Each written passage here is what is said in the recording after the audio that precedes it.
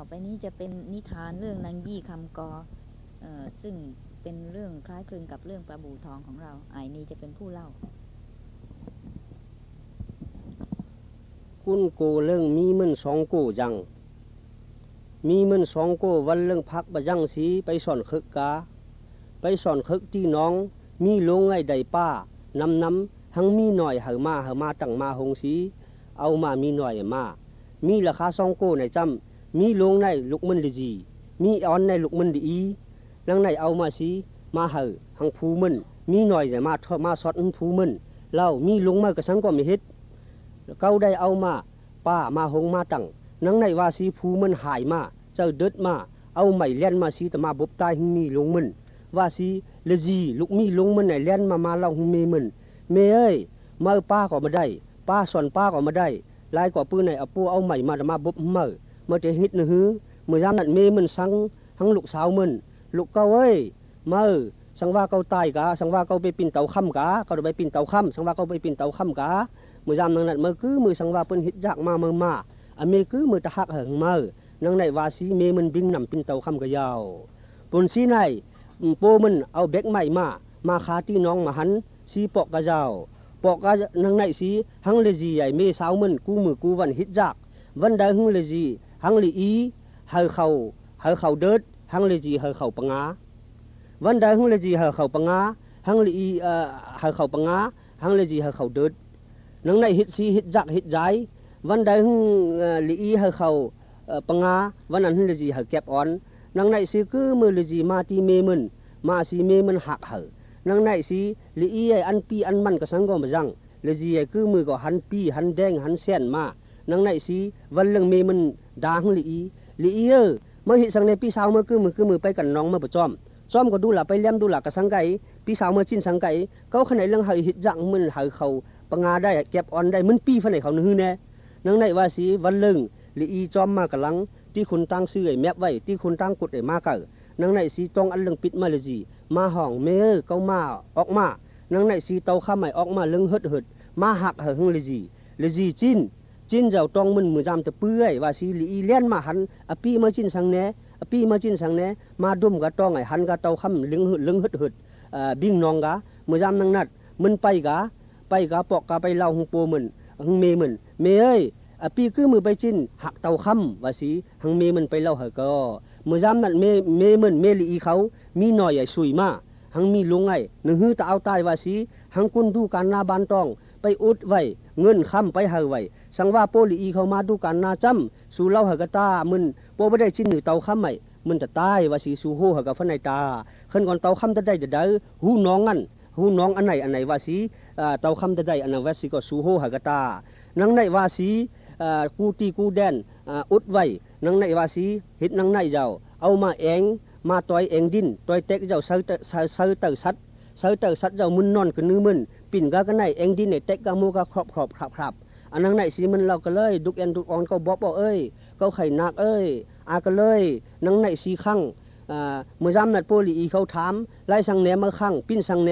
มาเมื่อหันน่ะก็ปิ้นหนึ่งก็ไข่หนึ่งก็นายดุกแอนดุกออนก็ต้องลงบ๊อบซิงอ่ะมาไปดูการนาบันตองมาดูพะเนนังไหนว่าสีทินกับโปลีเขาไปดูการนาบันตองมาเจ้าดูการนาบันตองไหนโฮมามันโปไม่ได้จินหนึ่งเตาข้ามใหม่มันจะตายอ่ะหนึ่งเตาข้ามจ้ำจะได้ตีน้องอันไหนอ่ะว่าหามาฟันไหนนังไหนว่าสีมันปิ้นเจ้าหูมึงมาเปล่าก็หังกุนเจ้าตั้งผ่าเมสายคึกเมสายมองไปตุกหงไปตุกน้องตั้งลงออกกันปลุกไงเนอเจ้าว่าสีมันเปล่าก็นังไหนผ่าแรงมาเลจีเล่นมาตีเมมันมาเราเมปลุกเปิ้นมาตุกหงมาหลักเสียงเอาดีเมว่าสีหงเมมันเลจีมาเราเมื่อจำนั้นเมมันสังลูกสาวมันลูกเก้าสังว่าเปิ้นใดกะหังอเมเอาตายกะลูกเก้าดุกอเมเขาหอมมาจิบมาเอาก่อนเขามาสังว่ามาเขาเอาไปกะดุกอเมเอาก่อนเขามาไล่มาเมื่อฮิตวันนั้นสีใส่ตีเองมาห่มผ้ามาที่คุณตั้งห้อมไปฟังไว้ตาลูกเก้านังในว่าสีลูกสาวมันจิตน้ำตาสีปอกมาหังลูกมันสีก็เปิ้นด่าเมื่อก็เอาไปคึกเปิ้นตั้งหลายตั้งมึงไปคึกเอาไปคึกไปตุกเตาคำเมื่อฮิตสังเนี่ยเอาไปว่าสีหังลูกสาวมันก็ด่าลูกสาวมันก็ตั้งจิตน้ำตามาตุกตั้งลงกันหูน้องตุกนังไหนว่าสีอีโมข้าม ไปหูน้องโก้แกงไปหังน้องโก้แกงบองเบะภาษาอีป่องเบะไปหูน้องโก้แกงไปหังน้องโก้แกงบองเบะภาษาอีป่องเบะนังในว่าสีหมูข้ามอีตุกเมเมื่อไหนป้ายก็ไปหลักเสียงที่ใดก็มาปุ่นไปก็ใดก็มาปุ่นหังลูกสาวมันไหนมันต้องมาเข้าหูคึกลูกสาวมันจ้องกับปั้นเรื่องแหลมคุณประหันกันไหนจะเอาปืนกับหูน้องขึ้นก้อนปั้นเรื่องมาเข้าขึ้นก้อนเมื่อจำนั้นจ้องกับปืนหันปืนด่ามาเฮ้ยเลยจีมาปนาปืนไล่ช่างไหนมาไปปืนเต่าข้ามไหมสักเอามาตึดขึ้นมานังไหนว่าสิเต่าข้ามไหมเอามาสิเฮ้ยเลยจีมาตุ่มที่หมู่คางลงเลยจีมาตุ่มที่หมู่คางลงในเจ้าดึดมากระสังมาดึกไพ่ดึดมากระสังมาหาเมมันไห่มาลูกเขาหิงเขาดึดหม้อหิงเมมาดึดหม้อย้อนไพ่ว่าสิลูกสาวมันย้อนไพ่ลูกสาวมันอีไห่อีตึกไพ่นังไหนว่าสิเมมันดึดมาหาย้อนนังไหนสิเป็นฮึดมากระสังเนี่ยมาย้อนไพ่ละเกือบมาไล่สังเนี่ยมาบตึกไพ่นังไหนสิเมมันเราลูกเขามาดปะคำเปิ้นมาเปิ้นดัดดาเปิ้นดับบบมาตึกไพ่กะเมหาตายกะจ้านังไหนว่าสิลูกสาวมันตึกหากาไฟตึกกะเจ้าหนึ่งมันเอาออกแบ่งกันมาจำนังนัดกูน่ะเขาเราเลยจีเยอไล่ช่างในมาบจินละมาไล่ช่างในบจินมาจำนั่นน่ะมันว่าก็เขาอีตุ่มอีจินเขาอุ้งเปียจินอ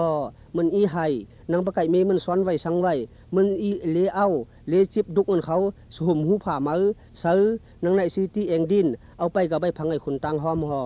ไปฟังไอ้คนตังห้อมทุน7 วันปฏิสาแตกออกมาจำหนุกจำหนู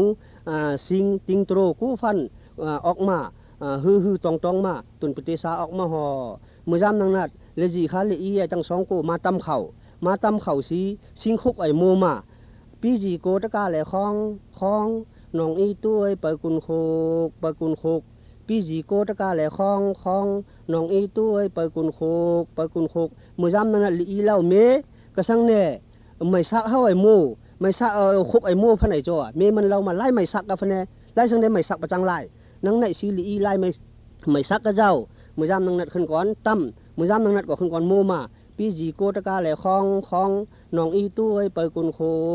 คกนังนัดซีว่าโอจูเลิงเปิดหึงปนานหาที่มาอดเจ้าลิงจางว่าซีเจ้าลิงจางเจ้าฝ่าขี้จางซีมาเจ้ามาหันลูกสาวสองโกมาหันตุนปฏิสาในงอกฮือตองกันเลยตุนปฏิสาในสังเอาไปสักเจ้าฝ่าเฮาดุจุ่มลงนังในว่าสีเขาขุดอีขุดก็อีเหลึกนังในว่าสีเลยจีดูหันมาสังเขาไปขุดไอ้เจ้ปฏิสาในก็จะปีหาที่มาอดเขาเจ้าลิงจางเขาในว่าสังว่าสูปีเมื่อปีขุดไอ้นางดีลงมาขุดเฮาดูนังว่าติเลยจีไปติกฐานสังว่าเมืองเมเก่าเจังมันเมื่อเฮาพุดออกมาอุนึพามือเก่านังในว่าสีมันติกฐานก็เจ้าเมื่อจำนังนั้นถึงปฏิสามันพระเจ้าโลพุดออกมาอูนึพามือเลยจีเมื่อจำนังนั้นเปิ้นหันอันไหนกุนได้ลาซามาเจอเลยจีเนี่ยนางเม็ดนางถอดวาสีตั้งตุนปฏิสาในเอาตังจ่างก็ห่อเอากาตั้งปฏิสาตังจ่างกาไปสักกังเจ้าฝ่าปินเจ้าห่อมันไปปินนางเดวีกาอันไหนจนปฏิสาไปปุกกาหิมโหเจ้าผ่าหึงนั่นมีลีเมลีเขามีหน่อยโปลิจีเขาหน่อยหันชีตาจิบนังในสีหึงเปิ้นเล่ากะเลยจีหันว่าไปกะที่เจ้าฝ่าเจ้าพลอยโมวันเรื่องของดีมาเลยนะวันเรื่องของดีมาเลยดีมาภายนะเราหากะหามาหึงเลยจีนังในว่าสิทินข้ามกะสีมันได้ข้ามอันนั้นน่ะสิวนมาเลยเจ้าหลายปืออันมันสวยอันมันใหม่จังไงเฮ็ดนังหังเลยจีเล่าใบไปตีนตานำเมื่อนำปะมาหึงนั่นใครหนาขนาดเรื่องเมื่อไล่สังในปะนำอาบในเมื่อปีนมีเจ้าฝ่านังในว่าสีอ้อนกะตีนำเฮาหลอนเครื่องหลอนเข้าอันปะไก่นุ่งมาเครื่องเจ้าฝ่าดังลงเฮาหลอนสีเมื่อจำนั้นอาบน้ำสีทู่ไข่กันเปี้ยหลังในทู่เอาไหลน้ำหากะตายกะย่อตายกะมันไปปิ้นหนุกจิวกะเมื่อจำนั้นละเอียอูปิ้นเจ้านางเมื่อจำนั้นเจ้าพายปฏิสาในก็จุ่มมามองมาเจ้าพายหูสีก็ขึ้นก่อนเฮาโป้หูว่าสีหังละอีในเฮาโตหกมันไปโตหกปะไก่เลยจีวินลังสีโตหกละอีไปวินหน้าสีโตหกเมื่อจำนั้นเจ้าพายถามนางปะไก่มาไล่สังแนมาปะไก่วินลังโตหกเจ้เนี่ยมาวินหน้าหน่อยโตหกเจ้าสาวาสีมันหิดวินลังหน่อยโตหกไม่ต้องงุดฟัดขัดสิ่งขึ้นก่อนเจ้าพายไปมากันได้สิก็มันมาสุกตีนสุกมือกี้ผมมันนางเจ้ามันกี้เลจีมันหังจิตตินเจ้าอันนั้นก็เจ้าพายในถามนางปะไก่มา กี้พุ่มน้อยมาจิตตินเก่าเจ้เนี่ยมาบจิตมันเห็ดโอ้เจ้าสาวาสีอันหูน้อยเห็ดกี้พุ่มมันเนี่ยลดตดปอดสีเห็ดจิตหลุดจิตหลัดตินขโนค่ำไหนเห็ดพันไหนสีเลจีไหนไปปิ้นหนุกกิ้วสีมาดูห่อเมื่อจ้ำมันโตหกเมื่อจ้ำมันโตหกไอมาเล่ามันมาเล่ากิ้วเจ้าจ้างหกนาหกก็ปนาเหลูกิ้วเจ้าจ้างลายนาลายก็ปนาเหพิษนังในว่าสีมาเล่าเมื่อจ้ำนังนั้นมันอายสีเอาเตาไว้ต้อยกะตินมันรักก็ห่อเมื่อจ้ำนั้นโป้เท่าเมเท่าสองคนคือมือไปกันให้หันหนุกกิ้วตินรักไอเสี่ยวเอาไปเอากะตีหึ่นเอาไปกะตีหึ่นเจ้าไปขังซ่องไว้นังในสีโป้เท่าเมเท่าตั้งสองโกไปหิดให้สีปอกมากก็มาหันตั้งเข่าตั้งพักไอ้มันหลอกขับหนุกกิ้วมันสีตั้งเข่าโป้เท่าเมเท่าได้ปอกมาขึ้นก่อนมันเข่าขับหนุกกิ้วมันเฮ็ดฟันในโป้เท่าเข่าขับวางเพอในมาตั้งเข่าหงพักไว้เงาคือมือนังในสีโป้เท่าเมื่อจำงอมดูละวันลึงนังในว่าสีตั้งสองโกวันลึงหิดออกไปให้โป้เท่าเกิดไว้เมเท่าไปกะงอมสู้หนุกกิ้วไว้ออกมาปินนางแสนแสนมาตั้งเข่าหงพักนังในสีมาตั้งเข่าหงพักเมื่อจำนังนัดฮุบเสี่ยวขับหนุกกิ้วมันในซุ้มไผ่เหรอขับนกกิ้วมันในซุ้มไผ่เหรอกะเมื่อจำนังนัดมันปินประสาวสีอูห่อนังในสีวันลึงขึ้นก่อนทางเขาหาที่มาเขาเจ้าบลิงจังเนี่ยเขาโนค่ำเนี่ยเขาปอกขี่จังมาหันนางไงเสียนเขามาหันนางไงเสียนเจ้าเขางับก็เลยอันในนางเฮาบะไก่ตูนังในว่าสีเขาติหิดนังฮื้อสีตาเอาไปนังในโมปิญญามาเคยจิ้นนำสีมาจอนทางโปเถ่าเขาไม่เถ่าเขาเคยจิ้นนำโป้ลายมือ